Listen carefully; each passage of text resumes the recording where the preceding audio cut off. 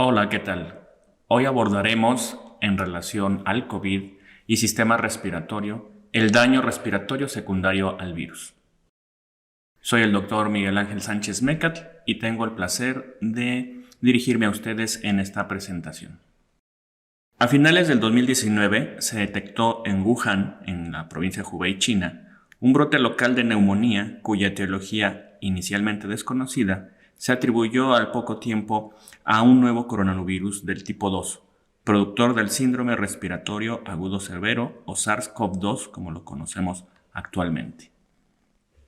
En pocas semanas, la infección por este coronavirus se propagó por todo el planeta, siendo así que en febrero de 2020, la Organización Mundial de la Salud designó la enfermedad infecciosa por coronavirus 2019 o COVID-19 a la patología producida por este virus SARS-CoV-2,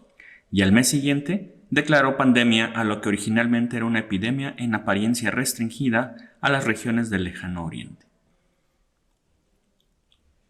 El objetivo de esta sesión será reconocer la fisiopatología subyacente a la enfermedad respiratoria causada por el virus SARS-CoV-2.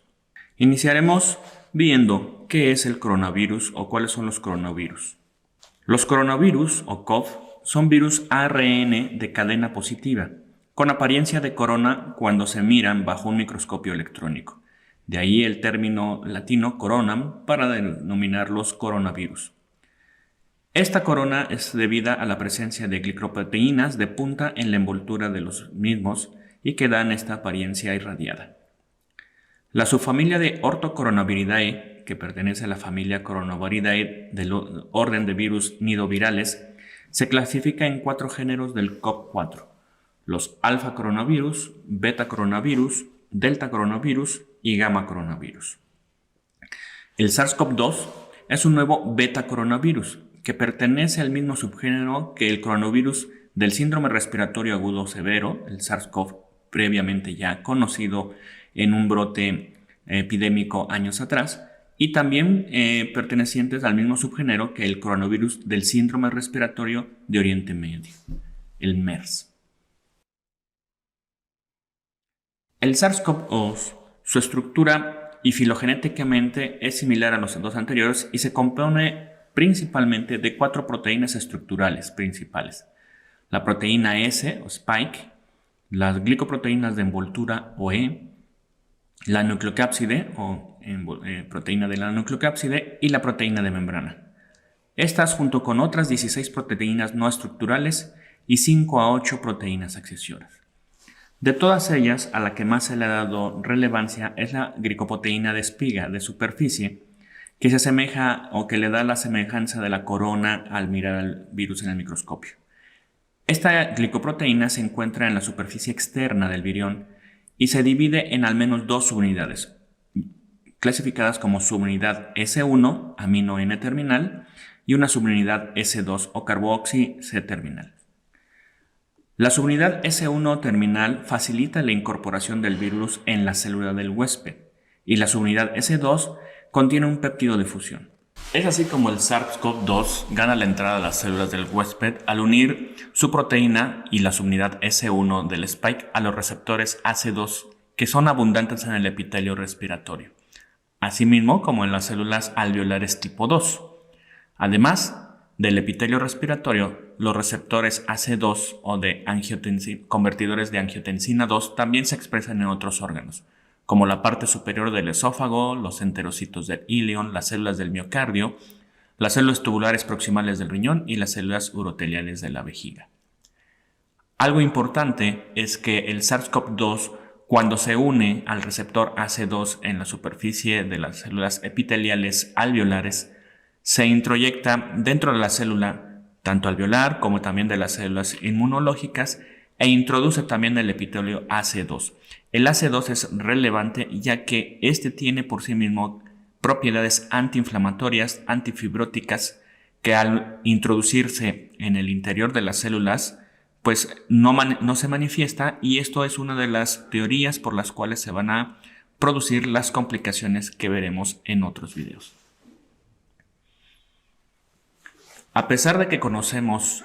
las manifestaciones clínicas y la fisiopatología sobre todo de los espectros clínicos graves de la enfermedad, aún se desconoce por qué el mismo virus que puede causar estas manifestaciones graves e incluso la muerte en algunos pacientes no lo presenta en todos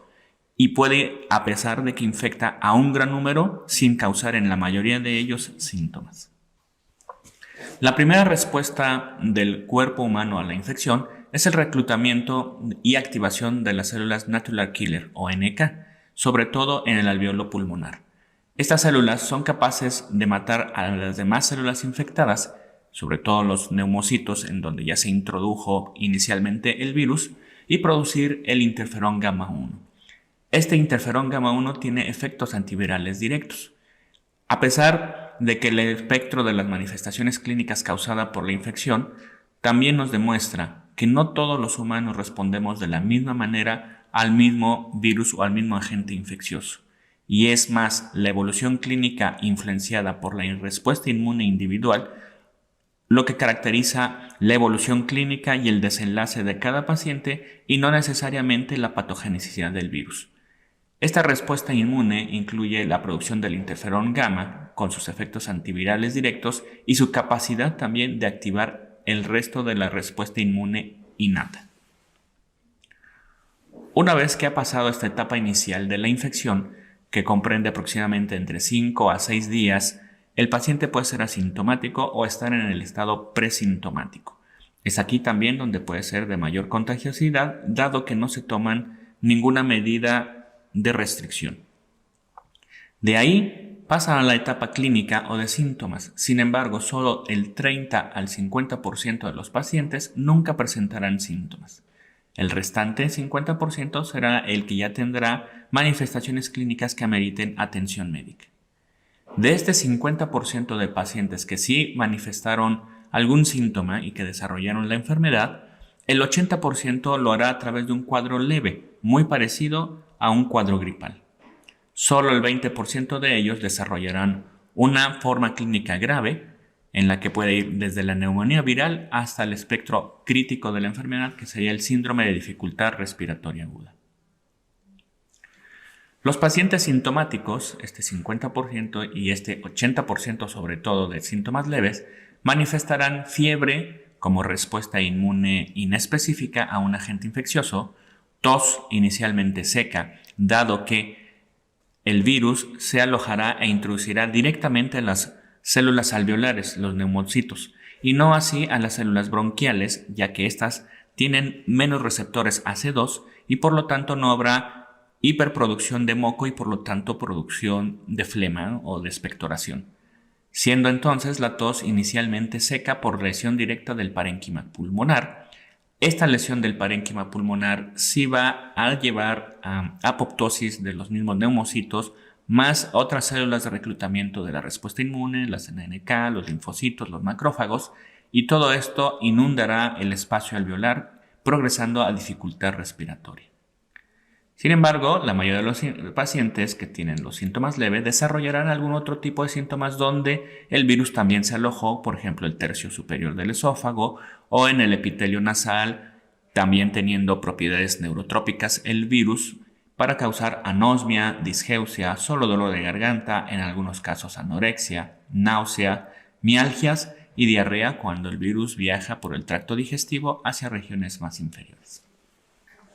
Siguiendo las propuestas y las pautas de los Institutos Nacionales de Salud desde el inicio de la enfermedad, se propuso clasificar el cuadro clínico del COVID-19 en 5 tipos distintos, de acuerdo a la gravedad de los síntomas y o las alteraciones en el estudio paraclínico o de la función de otros órganos a distancia. Así tendremos estos 5 cuadros clínicos. Al inicio, la infección asintomática o la que desarrollarán la mayoría de los pacientes, el 50% al menos,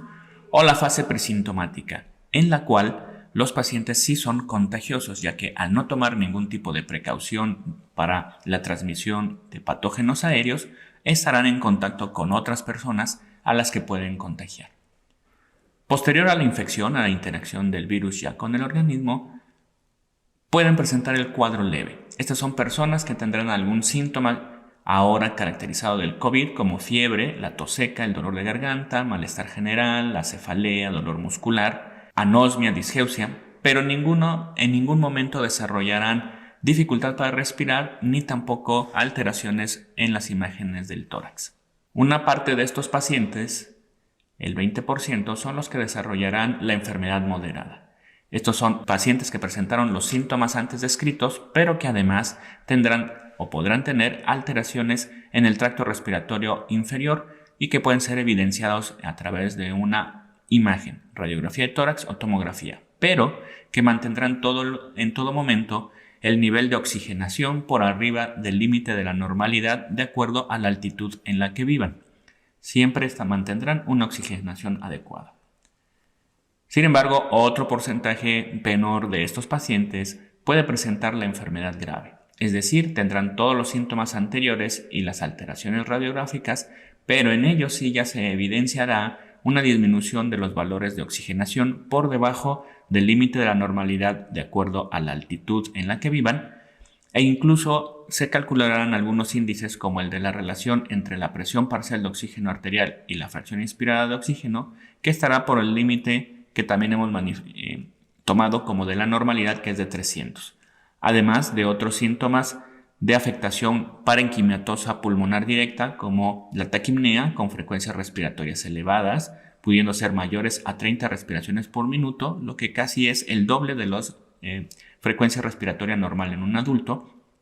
además de la evidencia en la radiografía o tomografía de tórax o cualquier otro método de imagen de afectación pulmonar en más de 50 de los casos y en más del 50%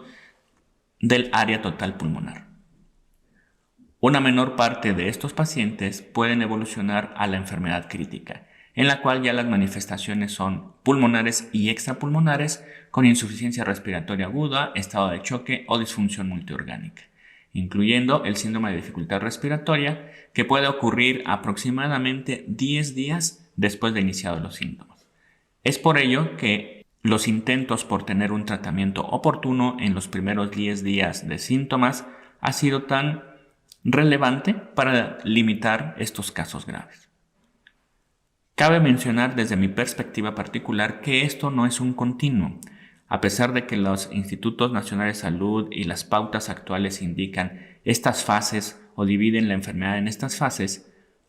desde mi punto de vista no es así, dado que no todos los pacientes evolucionan en este continuum de síntomas desde la infección asintomática o presintomática hasta la enfermedad crítica. Es solamente un pequeño porcentaje los que desarrollan las complicaciones de la infección inicial, como la neumonía viral, y después de ello, estos pacientes con neumonía, como todos los pacientes con otras neumonías, solo una fracción pequeña de ellos desarrollará otras complicaciones más graves, como el estado de choque o la dificultad respiratoria o insuficiencia respiratoria que merite apoyo ventilatorio mecánico.